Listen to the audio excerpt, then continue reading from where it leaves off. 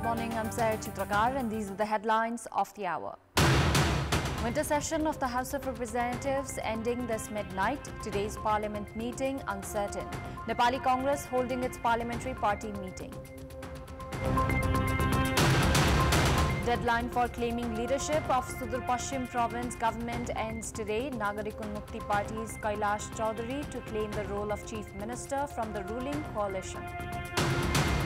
Iran launches aerial drones and missiles at Israel, marking a widely anticipated reprisal attack. Islamic Revolution Guard Corps says the attack aimed at specific targets.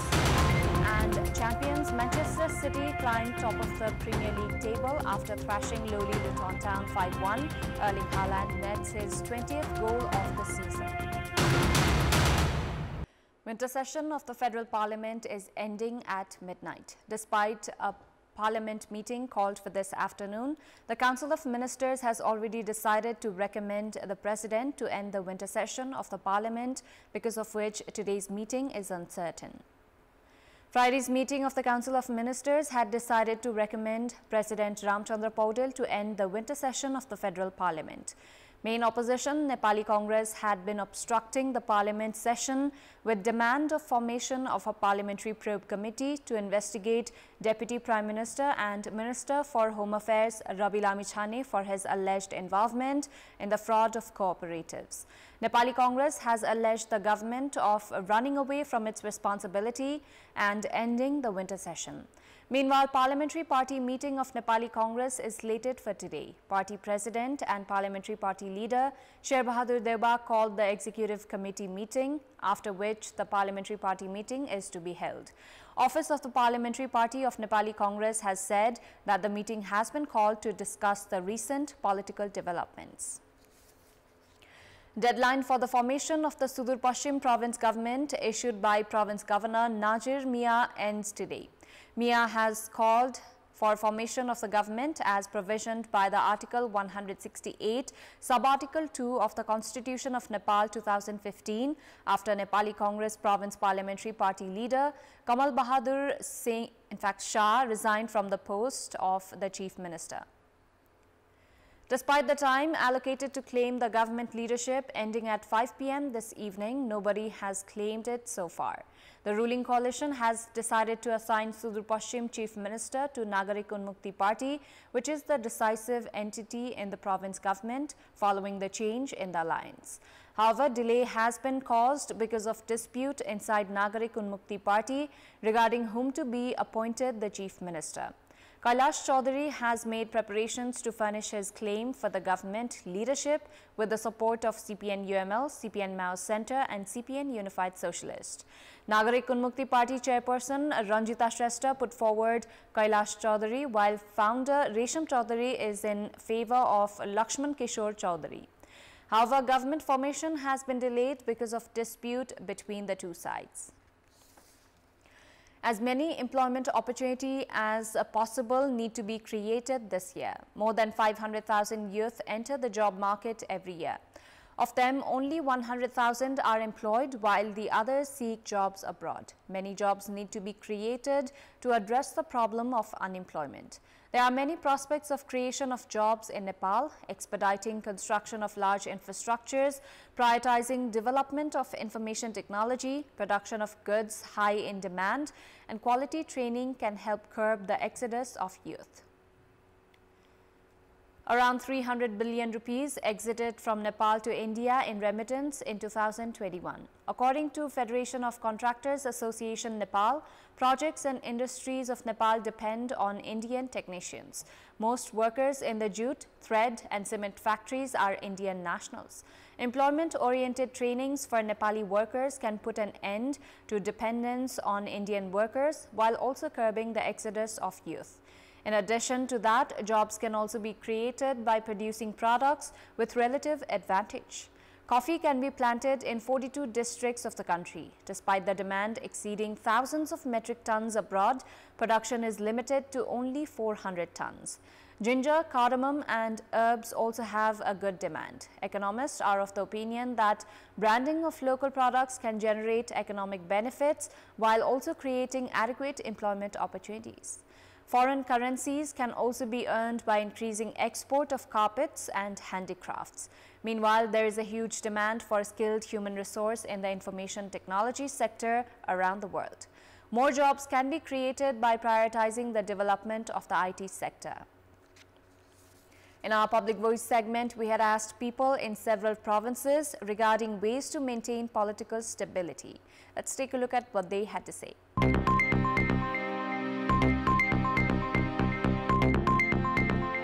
सरकार ढाल्नेतिर भन्दा नि बनेको सरकारलाई चाहिँ स्थायित्व दिनको लागि चाहिँ ठूला राजनीतिक दलहरू जुन सरकारको नेतृत्व गर्ने दलहरूले चाहिँ यो विषयलाई अथवा यो एजेन्डालाई अगाडि बढाएर अघि बढ्नुपर्छ। हरेक पार्टीले अर्का पार्टीलाई सम्मान गर्ने भएपछि राजनीतिक अस्तित्व स्योर नै हुन्छ। सरकार र विपक्षी दल पनि मिलेर जानु पर्यो अनि चाहिँ यो देशको भलो होला। राजनीति गर्ने युवाहरू हैन युवा बुढापाका जो भए पनि सबै मिलेर चाहिँ अब अगाडि बढ्यो भने चाहिँ राम्रो हुन्छ। नीति नियमहरू बनाएकोलाई अगाल्नु पर्यो। दलहरू एक आपसमा लड्नु भएन। राजनीतिलाई चाहिँ एउटा व्यवसायीकरण जस्तो एउटा व्यवसाय जस्तो कसरी हुन्छ यबाट फाइदा लिने अनि धन कमाउने जुन प्रकारको कन्सेप्ट छ यो चाहिँ सबभन्दा पहिले हटाउनु पर्छ। इमानदारीता हुनु पर्यो, निस्वार्थ भावना हुनु पर्यो। आफू र आफ्नो पदलाई मात्रै सम्झिने भन्दा पनि जनतालाई सम्झेर उहाँहरू अगाडि बढ्नु भयो भने पक्कै पनि राजनीतिक स्थायित्व चाहिँ हुन्छ। बालेन शाह जस्तो नेतृत्व हुने मान्छेहरू जस्तो 5-7 वटा हाम्रो देशमा आए चाहिँ देशै चेन्ज हुन्थ्यो कि जस्तो लाग्छ। नेपाली कांग्रेस र Nekapa UML मिल्नुपर्छ,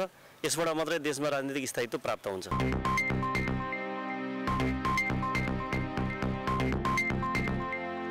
Time now for our segment Public Pulse, where you text us with your opinion. Public Pulse. Here's the question: what is needed to maintain good governance in the new year 2081? Your options are A. Responsible leadership, B. Organizational improvement, and C. Alert citizens. Voting is on. Tap any select your option A, B, or C, and send it to 34001 to share your opinion with us. Time now for international update.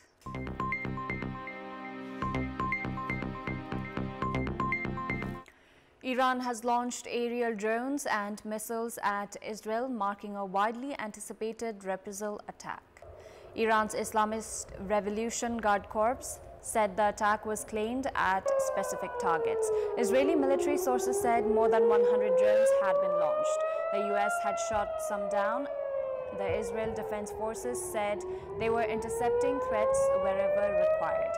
Israel's Prime Minister called a war cabinet meeting. Sirens have sounded across Israel and loud explosions were heard over Jerusalem, with the air defense systems shooting down objects over the city.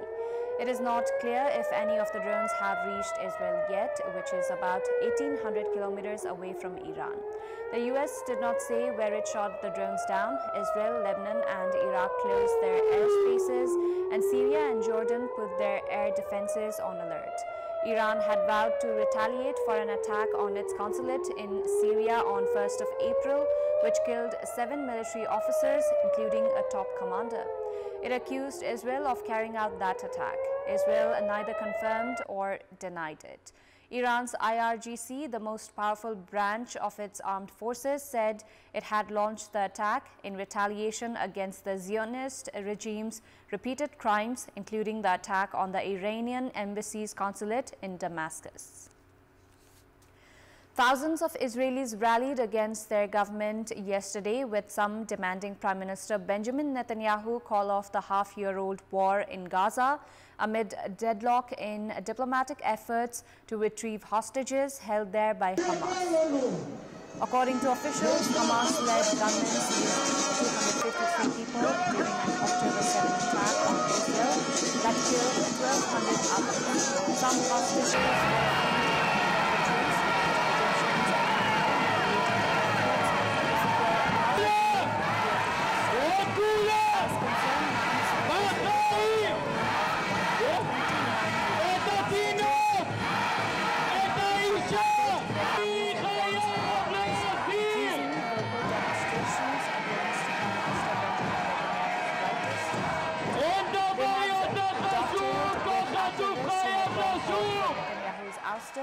given his trial on graft charges, which he denies, and his attempts to overhaul the judiciary last year. The anti-government protest in Tel Aviv was held separately to a smaller vigil for the hostages. Many of those taking part in the latter event soon merged with the bigger demonstration.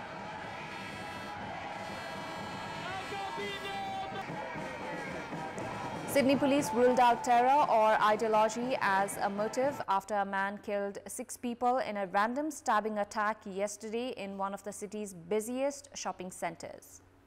Police were called to the Westfield Bondi Junction Mall in the city's east just before 4 p.m. local time yesterday after the stabbing reports. Witnesses described how the man, who was identified by police as Joel Kochi, wore shorts and an Australian National Rugby League jersey. He was seen running through the mall with a knife, randomly attacking people. Some shoppers and staff at the mall tried to stop him, and crowds sheltered in shuttered shops. The 40-year-old assailant fatally knifed 6 people and injured at least 12 before he was shot dead by a senior female police officer who confronted him. Cook said it had been determined Kochi had suffered mental health issues in the past, and police had spoken to his family after the attack. 5 of the 6 victims killed were women, and a number of people, including a 9-month-old baby, were taken to hospital with stab wounds. Police said the baby was in a serious but stable condition.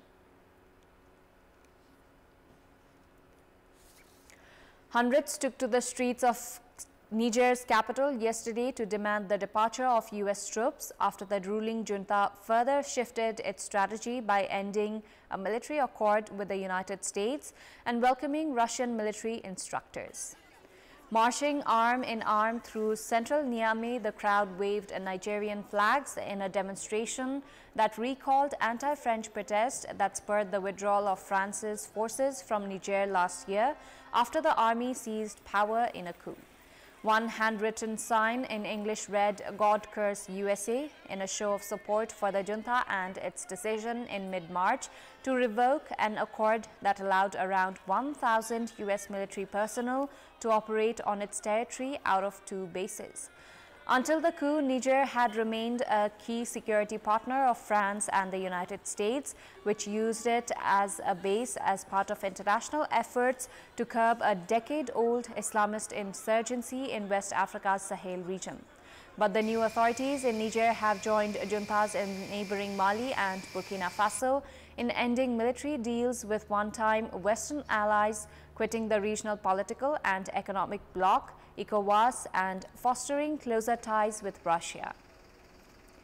The arrival on Wednesday of Russian military instructors and equipment was further evidence of the junta's openness to closer cooperation with Moscow, which is seeking to boost its influence in Africa. It is unclear, however, if or when the U.S. troops will leave. Venezuela's President Nicolas Maduro proposed a constitutional reform to include life imprisonment for crimes of corruption and treason yesterday. The proposal of the left-wing leader has arisen after the corruption scandal in which former oil minister Tarek al-Aissami was arrested this week. The Venezuelan constitution establishes that custodial sentences do not exceed 30 years in prison.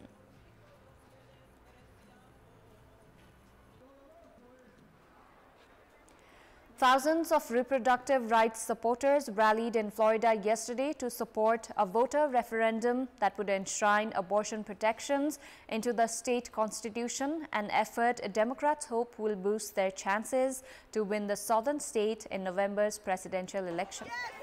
The issue of abortion has bedeviled Republicans since 2022, when the U.S. Supreme Court's conservative majority, including 3 Trump appointees, reversed 5 decades of precedent and eliminated a nationwide right to abortion.